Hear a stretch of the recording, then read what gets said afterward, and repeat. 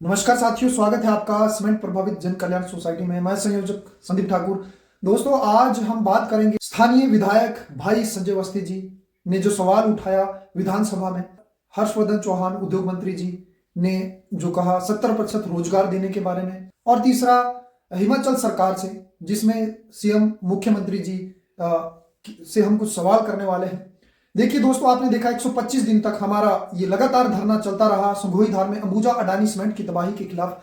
और भाई संजय अवस्थी जी ने उसमें कहा कि अंबुजा अडानी सीमेंट का सीएसआर का फंड कहां खर्च होता है, एमएलए को भी इसमें शामिल किया जाए। उससे पहले उन्होंने सवाल उठाया था कि सतलुज से पानी उठाकर 500 करोड़ की जल परियोजना लाकर घर घर पानी पहुंचाया जाए। अचानक से अब वो दोनों चीजें कहां गई, और सीधा वहां पर सवाल की जैसे ही अडानी शिमला पहुंचते हैं, अभी हाल फिलहाल में 2 तारीख को जो सुनने में आया है, और उसके बाद अचानक से विधानसभा में यह सवाल उठाया कि अल्ट्राटेक का सीएसआर का फंड, मतलब अंबुजा की कंपनी कोई भी हो, एसीसी या अंबुजा सीमेंट, दोनों का नाम ही नहीं लिया गया। इसके पीछे क्या कारण है?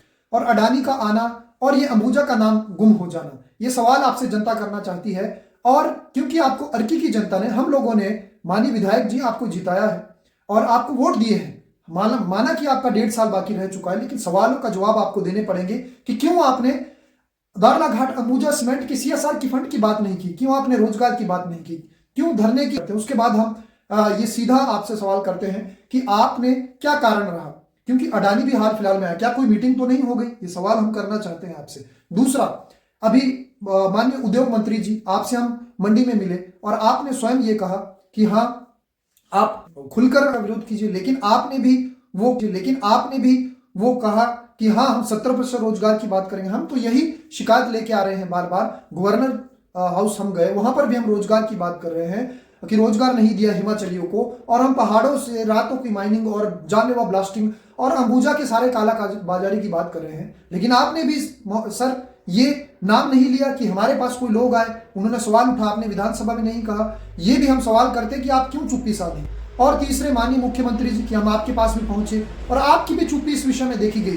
कोई भी, क्योंकि उद्योग मंत्री जी आपने भी कहा हम मौके पर आएंगे, डे प्लान देखेंगे, और आप धरने पर नहीं आए। माननीय संजय अवस्थी जी, आपसे लगभग 3 से 4 बार हम मिले, तो आपने सीधे मंडी में हमारे साथ भाई रजनीश जी जो एडवोकेट भी है, उनको आपने सीधे कहा कि आप इस मामले से दूर रहिए। क्या कारण था उनको कहने का? हालांकि उन्होंने ही तो इस मामले में कहीं ना कहीं हमारा साथ दिया और आगे आए, और आपने मेरे सामने ये कहा है भाई संजय अवस्थी जी, आप इस बात से मुकर नहीं सकते। क्या यही कारण है? ये जनता जानना चाहती है क्यों अब चुप्पी बांध दी गई। ये जनता के सवाल है। क्या लोगों को बांट दिया जाएगा राजनीति में? आप अगर मांगल से हैं, अगर आपने मांगल की फैक्ट्री का नाम लेना है, तो फिर अर्की का लोगों का क्या होगा जिन्होंने आपको जिताया?